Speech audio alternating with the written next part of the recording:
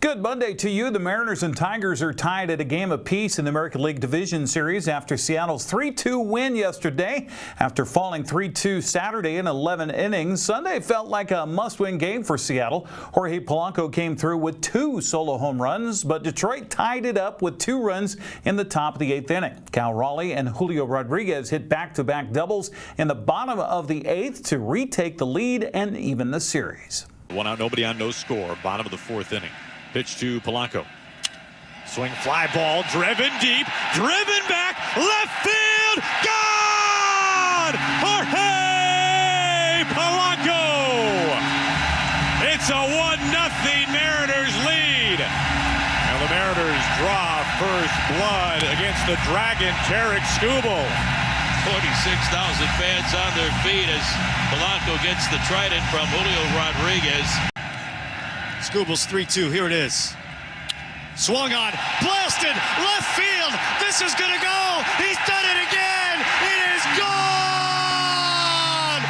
Jorge Polanco, his second of the game into Edgar's. This place erupts, and the Mariners lead 2-0.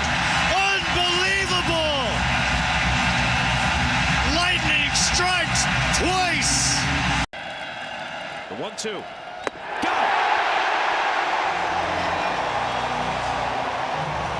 Dan Wilson gets aggressive, brings in the lefty. And Spire does the job for his buddy Castillo. 2-2 pitch. The other way, it's a fair ball down the right field line. Torres will score. Here comes Green into third. Joey Cora giving him the wave. Here's the throw. It's cut off, and this game is tied. The third base coach, Cora, gesticulating wildly as Green scores from first. Exactly what you guys thought would happen, and Torkelson ties it. I don't know what you just said, Adam. I don't know what that word meant, but he was waving them home. Joey Cora the whole way.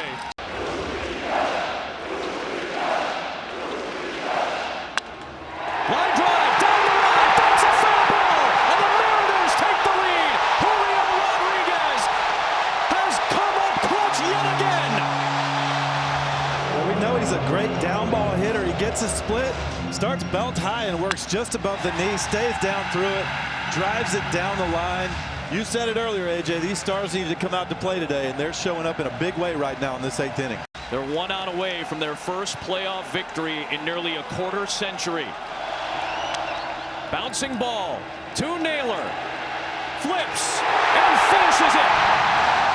Their first playoff win in 24 years. The Mariners have tied the series at 1. And Seattle, the team and the city, can breathe a collective sigh of relief as they will head to the Motor City tied up at a game apiece. Julio says it felt great to give the fans a home playoff win.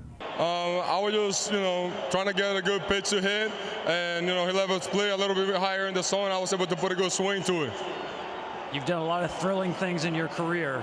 Where does this moment rank? This has to be number 1. We haven't had a time like this here in a while, so being able to deliver a win tonight as a team, I think it was really, really special for me. Just to see the fans and the way they got going, it was very special. I'm always going to hold that memory in my heart. It has been a while, almost your entire lifetime. Fans here have been waiting to see the Mariners win a home playoff game. What does this mean for the franchise and for this series now tied going to Detroit?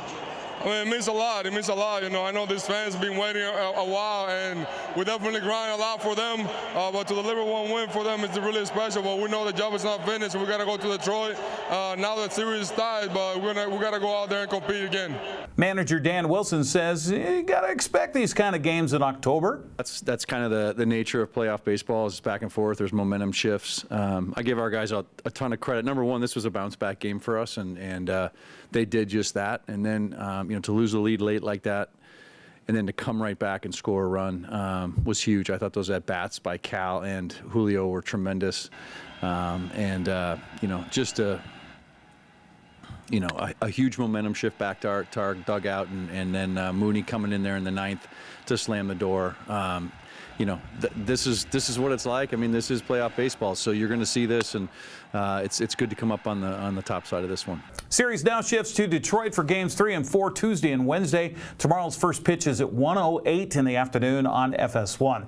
Yankees are down 0-2 after Toronto thumped New York 13-7 Sunday. The two NLDS series resumed today. Philadelphia, where the Dodgers lead 1-0, and Milwaukee, where the Brewers lead the Cubs 1-0. Chase McLaughlin kicked a 39-yard field goal as time expired to give Tampa Bay a 38-35 win over the Seahawks Sunday in Seattle. Sam Darnold's otherwise incredible day was spoiled on Seattle's last possession as his pass hit a helmet and was intercepted, leading to the Buccaneers' game-winning field goal. Down in 2, Cup on the move, Charbonnet in the backfield. Darnold, here comes Diaby, and downfield, caught, touchdown, Torrey Horton. The back is White, Mayfield to the air, Wirfs the block. Buying time into the end zone. Caught! Touchdown! Touchdown! It's Shepard! 2nd down and 1. There's the pressure. Here's the pressure. Winfield had it. He throws an interception. It's picked off. It's picked off by Levante David.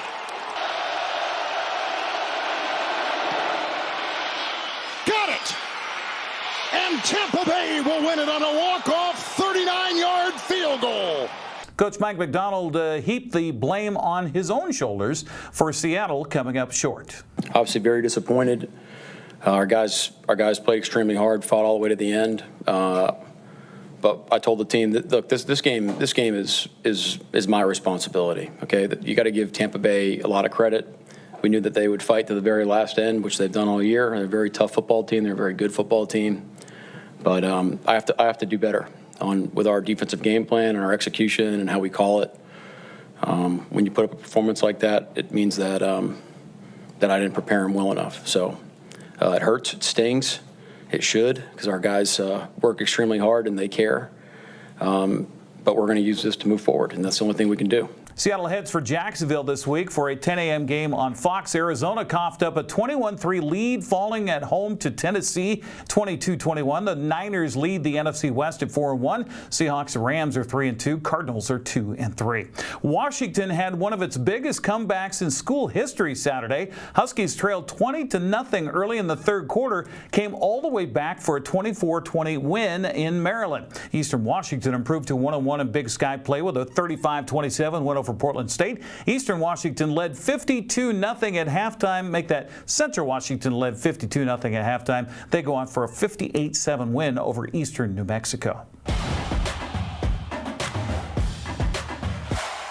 Eastmont won its 10th straight Bridge of Sportsmanship Friday, but it wasn't easy. Wenatchee scored the first touchdown of the game, which went into the break, tied at 14-all. Austin Zielinski's 3-yard touchdown run late in the third quarter was the difference in the Wildcats' 21-17 win. I was alongside Paul Collard with the call here on the NCWLIFE channel. Eastmont 28-yard line. Wenatchee sniffing first points here of the 2025 Bridge of Sportsmanship. Branham sets the offense. They're going to turn handoff again. Mahui, he's got big gain to the 10, to the 5, into the end zone. Touchdown, Wenatchee. And how about the Panthers coming out and making a statement here in the Bridge of Sportsmanship, which is quickly winding down here. Man in motion from right to left. They'll throw it to Austin. There's Zielinski out of the backfield. He'll go into the end zone. Touchdown, Eastmont from 10 yards out. The Zielinski brothers connect once again. As they'll send Walker in motion from left to right. Branham back, looks right, has time, now throws deep downfield, has a man open, he collects it, and it's in for a touchdown, Wenatchee. How about that? Man in motion is Zielinski, and they'll turn and hand it off to Bodie Yale right up the middle. And he gets away from everybody. Nobody saw him. He's going to squirt all the way for the touchdown. How did that happen? Wenatchee looked like they had him stopped, but nobody grabbed a hold of him, and he'll take it in for 45 yards and the touchdown. And we talked about big plays before the game. Big plays before the game, and you said exactly correct, Eric. Nobody just wrapped him up and took him down. A lot of contact, but he just kept those legs churning, and all of a sudden you got a 43-yard touchdown, 1 point away from being tied once again. Second down and goal from the 3 after no gain on that one. Handoff, Austin Zielinski. He's got blockers in front and dances into the end zone. Touchdown, Eastmont. And Bodie Yale not only can pack the rock, but he got the block on the corner to spring him into the end zone. 44-yard field goal attempt here by Anthony Garcia. Angle from left to right. Snap back, spot down, kick is got the distance. It's good! Holy cow! Ryan Branham, as you mentioned, out for one play, back here for this one. And game time for Wenatchee as he switches sides, puts trips to the right, twins to the left. Nobody with him in the backfield. Got to feel like a lonely place right now with 1:39 left. Back to pass. Branham looks left, throws left. The ball is underthrown, incomplete, and no flags down. Back to Branham. He wants to throw. Looking, throwing down over the middle. The ball is tipped and then picked off.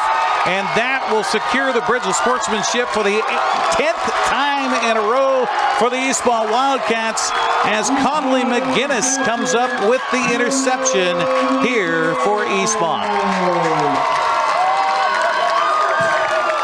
Great ball game by both teams. Other Big Nine play, Moses Lake blew out Eisenhower 70-0. Sunnyside whipped West Valley 42-6. Ephrata dumped Davis in non-league play 47-7. Kashmir pushed Royal to the brink Friday night before the Knights prevailed in overtime 21-15. That makes 40 wins in a row for Royal and 3 wins in a row over Kashmir. Zilla had no trouble with Natchez Valley, winning 52-7. Now the Leopards will be in Kashmir as homecoming. It comes to town on Friday. NCWLIFE also coming to town. We will be there with the play-by-play. I'll join Grant Olson with the call. 6:30 Friday nights from Bulldog Stadium. CWAC play on Friday. Prosser popped Quincy 35-7. It was East Valley over Othello 36-13. Selah stopped Toppenish 35-14. Cascade topped Tenasket 57-8. Omak beat Brewster 52-21. And Okanagan erased an early deficit to beat Chelan 56-26. B-League football Friday. Antioch blanked Pateras. Oroville beat Bridgeport. Waterville Mansfield stopped Soplek. Well, checking the Prep girls soccer scoreboard from Saturday, Wenatchee blanked Sunnyside 2-0 while Eastmont topped Moses Lake by that same score. Ephrata blasted Bridgeport. Kashmir clocked College Place. Pateras earned a 2-0 win over Omak. Tenasket topped Colville 1-0. Davenport couched Lake Roosevelt 7-0. Brewster edged Mount Vernon Christian on the road. Manson blanked Mampton 4-0. Prep volleyball Saturday winners included Eastmont, Kashmir, Chelan, Omak, and Cascade. Coming up short were Okanagan, Brewster, Manson, Waterville, Mansfield, Oroville, and Bridgeport. Wenatchee Wild went 0-3 over the weekend in Western Hockey League play. Victoria beat Wenatchee in overtime Friday night at the Town Toyota Center 5-4. Tri-City edged Wenatchee Saturday and Kennewick 3-2. Penticton came to the Valley and topped the Wild Sunday 5-1. Austin Andrade will drop by Wake Up Wenatchee Valley tomorrow morning to recap the weekend and preview games coming up in Spokane on Friday and home Sunday against Seattle. That's a look at sports news. I'm Eric Granstrom. Have a happy Monday.